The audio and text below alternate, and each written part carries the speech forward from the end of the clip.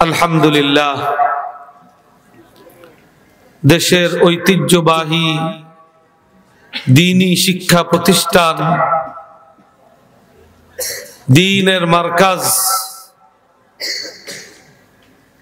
জামিয়া গহরপুর এর ৬৮তম এই ওয়াজ মাহফিলের সম্মানিত সভাপতি, এই প্রতিষ্ঠানের প্রতিষ্ঠা যেই মহান বুজুর্গের হাতে, তিনি যদিও আমাদের মাঝে আজকে চেয়ারে নেই,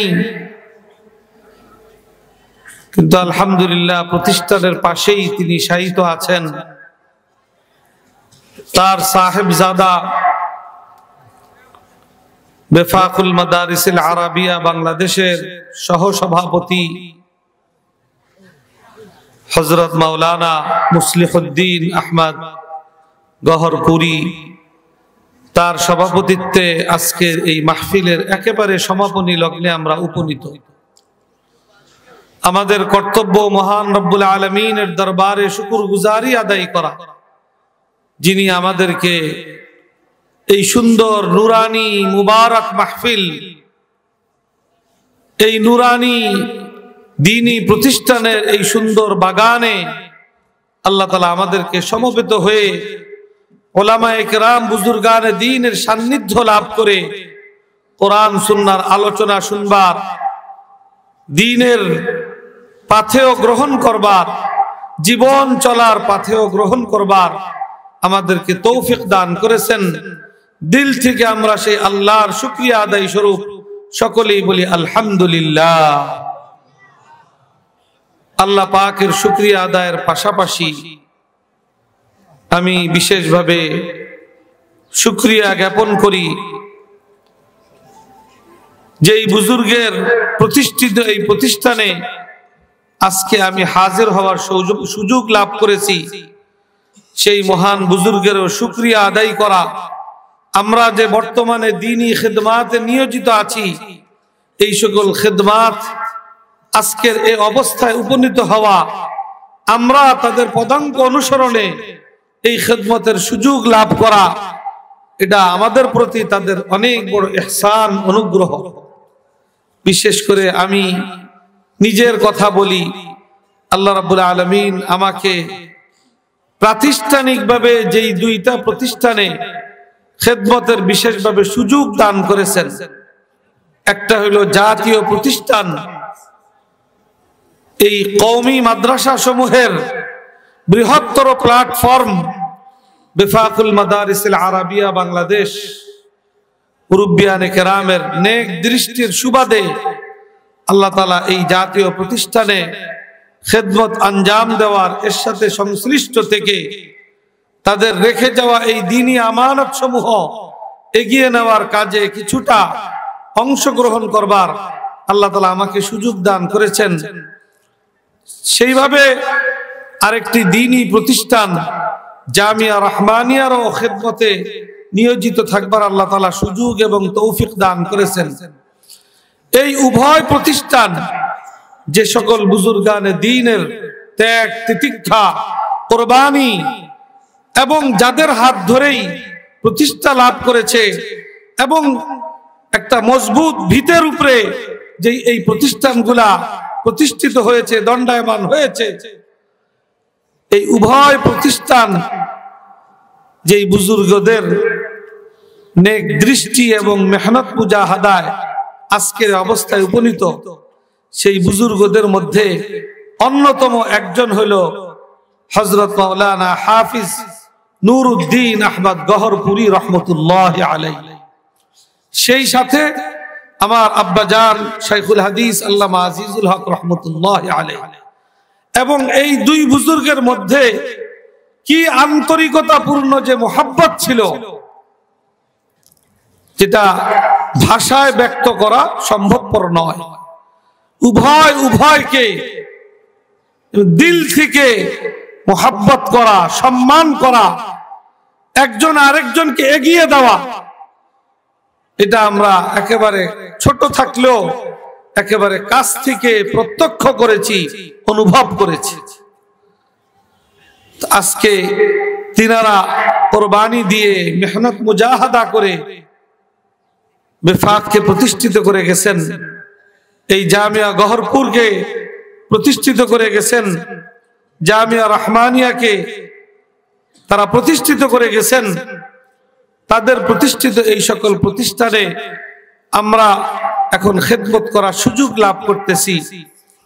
এই খেদমতের সুযোগ এটা যেন আল্লাহর পক্ষ থেকে যেমনি ভাবে আমাদের প্রতি অনুগ্রহ ইহসান, এই আল্লাহর এই অনুগ্রহ প্রাপ্তির বাহ্যিক উপলক্ষ হইল এই সকল বুজুর্গানে দ্বীন। আল্লাহর শুকরিয়া আদায়ের পাশাপাশি আমাদের এই সকল দ্বীনি খেদমত করার সুযোগ লাভের ক্ষেত্রে এই সকল বুজুর্গানে দ্বীনের শুকরিয়া আদায় করা এটাও আমাদের মহান দায়িত্ব এবং কর্তব্য। রাসূল করিম সাল্লাল্লাহু আলাইহি ওয়াসাল্লাম হাদিসে পাকের মধ্যে ইরশাদ করেছেন, মাল্লাম ইয়াশকুরিন নাস লাম ইয়াশকুরিল্লাহ। আল্লাহর বান্দারা আল্লাহর নিয়ামত, দুই ধরনের নিয়ামত ভোগ করে থাকে। এক ধরনের নিয়ামত সরাসরি আল্লাহ প্রদত্ত নিয়ামত, মাঝখানে কোনো মাধ্যম থাকে না, সেই সকল নিয়ামতের তো শুকরিয়া একমাত্র আল্লাহরই আদায় করতে হবে। আবার অনেক নিয়ামত এমন আছে যেই নিয়ামত লাভের পিছনে আল্লাহর অন্য কোনো বান্দা বান্দিও মাধ্যম থাকে। সেই ক্ষেত্রে ওই নিয়ামতের মূল প্রদানকারী তো আল্লাহই, কিন্তু মাধ্যম হইল আল্লাহর ওই সকল বান্দা বান্দি। তো সেই সকল নিয়ামতের শুকর গুজারি যথাযথভাবে আদায়ের ক্ষেত্রে আল্লাহ রাসূলের নির্দেশনা হইল আল্লাহর শুকরিয়া আদায় যেভাবে করতে হবে, আল্লাহর ওই সকল বান্দা বান্দীদেরও সেইভাবেই শুকরিয়া আদায় করতে হবে। তাইলে গিয়ে আল্লাহর শুকরিয়া আদায় আল্লাহ রাব্বুল আলামিন গ্রহণ করবেন। তো সেই হিসাবে আমাদের কর্তব্য, এই বিশেষ করে আমি মনে করি, আমি এখন যে সকল প্রতিষ্ঠানে খেদমতের সুযোগ লাভ করতেছি, সেই সকল প্রতিষ্ঠান খেদমত লাভের সুযোগ এর পিছনে হযরত মাওলানা হাফিজ নুরউদ্দিন আহমদ গহরপুরী রহমতুল্লাহ আলাইহি তার অনেক অবদান রয়েছে। এজন্য তার শুকরিয়া আদায় করি। এবং আজকের এই প্রতিষ্ঠানের এই সুন্দর নুরানি মজলিসে, এই পরিবেশে যে কিছু দ্বীনি আলোচনা করবার সুযোগ লাভ করতেছি, এটার জন্য বর্তমান যারা এই প্রতিষ্ঠান পরিচালনায় সংশ্লিষ্ট আছেন, বিশেষ করে হযরতের সাহেবজাদা, তারও আমি শুকরিয়া আদায় করি। আপনারা যারা একেবারে এই রাত্রির শেষ প্রহরে, সারা রাত্র জাগরণ থেকে এই শেষ প্রহরেও আপনারা জাগ্রত থেকে এই মাহফিলকে সুন্দর মতো সমাপ্তিতে আপনারা ভূমিকা পালন করছেন, সহযোগিতা করছেন, আপনাদেরও শুকরিয়া আদায় করছি। আপনাদেরকেও মোবারকবাদ এবং ধন্যবাদ জানাচ্ছি। এখন আলোচনার আর খুব সময় নেই, ফজরের নামাজের সময় ঘনিয়ে আসছে। নামাজের আগেই এইখানের মজমা একরকম শেষ হবে ইনশাআল্লাহ। এরপরে হযরতের রেখে যাওয়া জানিশিন, তার খলিফা, তিনার দোয়া এবং বয়ান ইত্যাদির মধ্য দিয়ে আমাদের আখিরি মুনাজাত ইনশাআল্লাহ মসজিদে অনুষ্ঠিত হবে। তা আমি শেষ প্রহরে আমি যে কোরআনে কারীমের আয়াত তেলাওয়াত করেছি, ওই আয়াতের আলোকে আমাদের কর্তব্য করণীয় কি সেই বিষয়ে আপনাদের সামনে সংক্ষিপ্ত আলোচনা করব। আল্লাহ রাব্বুল আলামিন যুগে যুগে নবীদেরকে পাঠাইছেন, সেই ধারাবাহিকতায় আমাদের নবী, আখিরি নবী মুহাম্মদুর রাসূলুল্লাহ সাল্লাল্লাহু আলাইহি ওয়াসাল্লামকে দুনিয়াতে পাঠিয়েছেন। তার মৌলিক যে সকল জিম্মাদারি ছিল, কোরআনে কারীমের একটি আয়াত বারবার পুনরুল্লেখিত হওয়ার মাধ্যমে সেই জিম্মাদারিগুলার আলোচনা কোরআনে কারীম আল্লাহ রাব্বুল আলামিন বিশেষভাবে করেছেন। এবং আল্লাহ রাসূল যেহেতু শেষ নবী, তার দুনিয়া থেকে বিদায় নেওয়ার পরে আল্লাহর নবীর ঘোষণা অনুযায়ী উলামায়ে উম্মত নবীর ওয়ারিস হিসাবে সেই সকল জিম্মাদারি পালনের ধারাবাহিকতা দুনিয়াতে অব্যাহত রাখবে। এটাও আল্লাহর নবী ভবিষ্যৎবাণী করে গেছেন, ওলামায়ে কেরামের উপরে দায়িত্ব অর্পণ করে গেছেন, ন্যস্ত করে গেছেন। সেই জিম্মাদারি এই আয়াতের মধ্যে যে তিনটা জিম্মাদারির কথা বিশেষভাবে উল্লেখিত হয়েছে, এক নম্বর হলো ইয়াতলু আলাইহিম আয়াতিহি, যে নবী করিম সাল্লাল্লাহু আলাইহি ওয়াসাল্লাম উম্মতের সামনে আল্লাহর পক্ষ থেকে নাজিলকৃত কোরআনে কারীমের আয়াতসমূহ তেলাওয়াত করতেন। তেলাওয়াতের মাধ্যমে আল্লাহর কোরআনের দিকে, আল্লাহর কোরআনের বিধিবিধানের দিকে মানুষকে বিশেষভাবে আহ্বান জানাতেন। অর্থাৎ দ্বীনের দাওয়াত কোরআনে কারীমের মাধ্যমে মানুষের সামনে বিশেষভাবে উপস্থাপন করতেন। সেই সাথে কোরআনে কারীমের তেলাওয়াত মানুষকে শিক্ষা দিতেন। ওয়ায়ুযাক্কিহিম, নবীর আরেক গুরুত্বপূর্ণ জিম্মাদারি ছিল যে মানুষের দৈহিক যেরকম রোগ শোকের শিকার হয় মানুষ, ঠিক তেমনি ভাবে মানুষের দিল এবং আত্মাও বিভিন্ন রোগে আক্রান্ত হয়। নবী করিম সাল্লাল্লাহু আলাইহি ওয়াসাল্লামের দুনিয়াতে আগমনের মাধ্যমে মানুষের আত্মাকে রোগ মুক্ত করে, তাদের আত্মাগুলাকে পবিত্র আত্মায় পরিণত করে পূর্ণাঙ্গ এবং পবিত্র মানুষে পরিণত করা, এটাও ছিল নবী করিম সাল্লাল্লাহু আলাইহি ওয়াসাল্লামের আরেকটি গুরুত্বপূর্ণ জিম্মাদারি।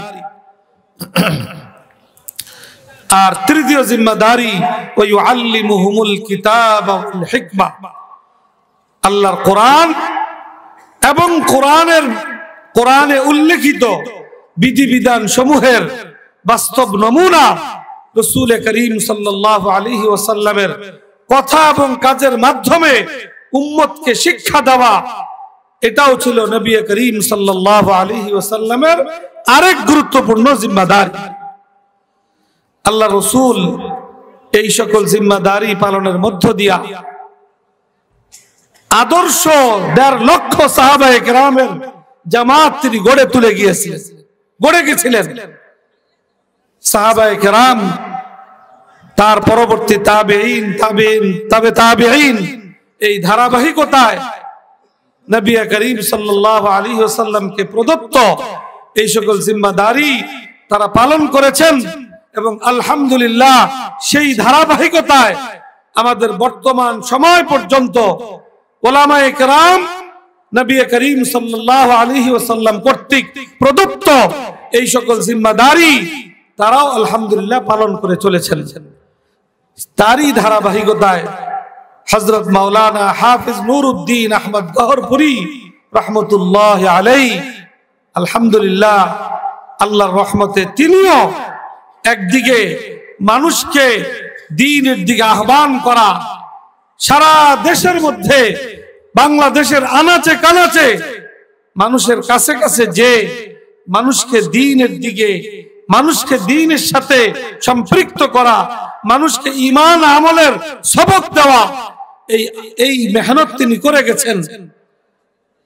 তিনাদের জামানায় যোগাযোগ ব্যবস্থা কত কঠিন ছিল, তথাপি দেশের প্রত্যন্ত অঞ্চলে হযরত মাওলানা নুরউদ্দিন আহমদ গহরপুরী রহমতুল্লাহ আলাইহি পদচারণা ছিল। উদ্দেশ্য এবং লক্ষ্য একটাই ছিল যে মানুষের নিকট সঠিক দ্বীনকে তুলে ধরা, মানুষকে আল্লাহর দ্বীনের সাথে তাদেরকে সম্পৃক্ত করা এবং নিজে মেহনত মুজাহাদার মাধ্যমে নিজের আত্মশুদ্ধি অর্জনের মধ্য দিয়া মেহনত, এই ময়দানে মেহনতেরও একটা পরিবেশ গড়ে তোলা। আলহামদুলিল্লাহ এই ময়দানে মেহনতের মাধ্যমে কত মানুষকে পরিশুদ্ধ করে এই তাজকিয়ার এবং আত্মশুদ্ধির এই ধারাকে দুনিয়াতে তিনি টিকিয়ে গেছেন, প্রতিষ্ঠিত করে গেছেন। এরপরে কোরআন সুন্নাহর তালিম তাআল্লুমের এই মেহনত আঞ্জাম দেওয়ার জন্য এই জামিয়া গহরপুর সহ আরো কত কত প্রতিষ্ঠান তিনার হাতে প্রতিষ্ঠিত হয়েছে এবং নিজে এই ময়দানে মেহনত করার মাধ্যমে কত হাজারো ওলামা, মুহাদ্দিস, মুফাসসির, মুফতি তিনারা তৈরি করে গেছেন। আলহামদুলিল্লাহ এই প্রতিষ্ঠানকে কেন্দ্র করে একদিকে যেরকম তালিম, কোরআন সুন্নাহর সহি এবং গভীর তালিম এবং তাজকিয়ার মেহনত তিনি করেছেন, ঠিক তেমনি ভাবে ওয়াজ মাহফিলের আয়োজনের মধ্য দিয়া এলাকার সাধারণ মুসলমানদের মধ্যেও দ্বীনি সচেতনতা, সংক্ষিপ্ত এবং প্রয়োজনীয় ঈমান আমলের সবক প্রদান, এটারও পরিবেশ তারা কায়েম করে গেছেন। এখন তো আমরা দেখি মাহফিলের সময় আসলে হাজার হাজার মানুষ সমবেত হয়ে যায়, কিন্তু এই পরিবেশটা হওয়ার পিছনে আমাদের বুজুর্গানে দ্বীনের অনেক মেহনত করতে হয়েছে। তিনাদের জামানায় এরকম অনেক বুজুর্গের আমরা জীবনী পাই, জীবনের মধ্যে এই বাস্তব তার শিক্ষা আমরা পাই যে তিনারা এরকম মাহফিল, প্যান্ডেল আর স্টেজ করা মাহফিলে তারা বয়ান করার সুযোগ পাইতেন না। তিনারা নিজেরাই মানুষকে ঘরে ঘরে গিয়া ডাইকা এক জায়গায় সমবেত করে, মসজিদের মধ্যে আঙ্গিনায় তাদেরকে সমবেত করে আল্লাহর দ্বীনের ঈমানের তালিম তাদের সামনে তুলে ধরতেন। আজকে তাদের সেই মেহনতের ধারাবাহিকতায় আজকে আলহামদুলিল্লাহ এরকম একটা সুন্দর পরিবেশ গোটা বাংলাদেশের মধ্যে গড়ে উঠেছে যে মাহফিলের ডাক এবং সাড়া দিলেই, আওয়াজ দিলেই হাজার হাজার মানুষ, লক্ষ লক্ষ মানুষ সমবেত হয়ে যায়। মানুষের কাছে দ্বীনের কথা, ইসলামের কথা, কোরআনের কথা, সহি দ্বীনের কথা পৌঁছে দেওয়া সহজেই সম্ভবপর হয়। তো এইটা আমাদের এই সকল পূর্বসূরি আকাবিরিন বুজুর্গানে দ্বীনের এই ক্ষেত্রে অনেক বড় অবদান।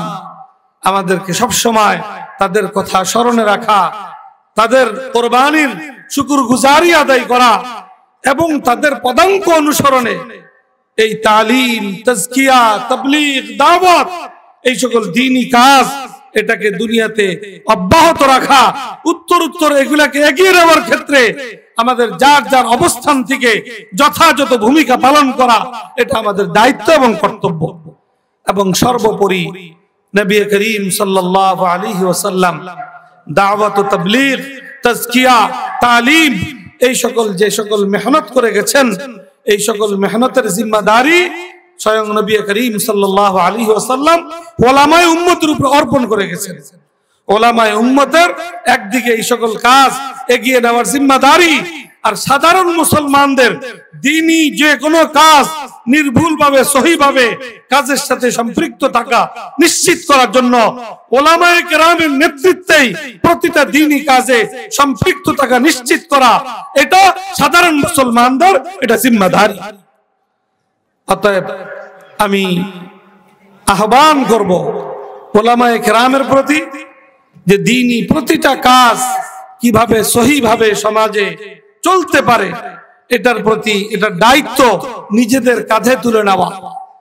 দ্বীনি যে কোনো কাজের মধ্যে কোনো ত্রুটি দেখা দিবে, কোনো বিচ্যুতি দেখা দিবে, উলামায়ে কেরামের জিম্মাদারি সেই কাজকে ত্রুটি মুক্ত করা, বিচ্যুতি থেকে তাকে হেফাজত করা, এটা উলামায়ে কেরামের জিম্মাদারি। আর সাধারণ মুসলমানদের জিম্মাদারি সহি দ্বীনের উপরে থাকা নিশ্চিত করার জন্য উলামায়ে কেরামের নেতৃত্বে নিজেদেরকে পরিচালিত করা, তাদেরকে সম্পৃক্ত করা, এটা সাধারণ মুসলমানদের সহি দ্বীনের উপরে টিকে থাকার জন্য এটা পূর্ব শর্ত।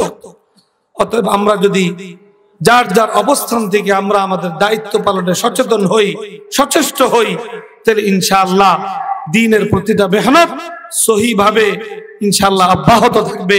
উলামায়ে কেরাম তাদের জিম্মাদারি পালনে সচেষ্ট থাকবেন, আর সাধারণ মুসলমান উলামায়ে কেরামের নেতৃত্বে দ্বীনি প্রতিটা কাজে অংশগ্রহণের মধ্য দিয়া দ্বীনের উপরে চলা এবং দ্বীনের এই প্রতিটা ধারা দুনিয়াতে অব্যাহত থাকার ব্যাপারে তাদেরও অংশগ্রহণ থাকবে ইনশাআল্লাহ।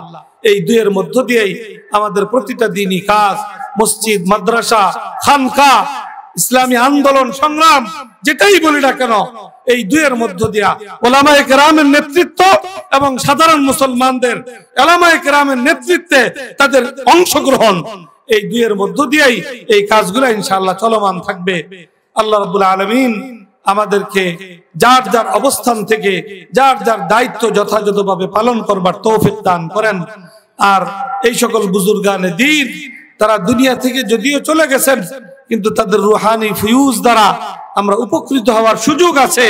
আমরা যদি তাদের স্মরণ করি, তাদের পদাঙ্ক অনুসরণে তিনারা যেভাবে দ্বীনের জন্য নিঃস্বার্থ এবং লিল্লাহিয়াতের সাথে এই সকল দায়িত্ব পালন করে গেছেন, আমরাও যদি তাদের পদাঙ্ক অনুসরণে, তাদের আদর্শ গ্রহণ করে আমরাও যদি নিঃস্বার্থ এবং লিল্লাহিয়াতের সাথে এই সকল দ্বীনি খেদমাত আঞ্জাম দিতে পারি, মাদ্রাসা সুষ্ঠু সুন্দরভাবে পরিচালনা করতে পারি, ওয়াজ নসিহতের কাজ সঠিকভাবে আঞ্জাম দিতে পারি, দাওয়াত ও তাবলীগের মেহনতকে সঠিকভাবে আমরা এগিয়ে নিতে পারি, আন্দোলন সংগ্রামের ময়দানে প্রয়োজনের ক্ষেত্রে নিজেদের জীবন উৎসর্গ করতে পারি, তাহলে ইনশাআল্লাহ আমরা তাদের রুহানি ফিউজ দ্বারা আমরা ফয়েজিয়াব হওয়ার আশা করতে পারি ইনশাআল্লাহ।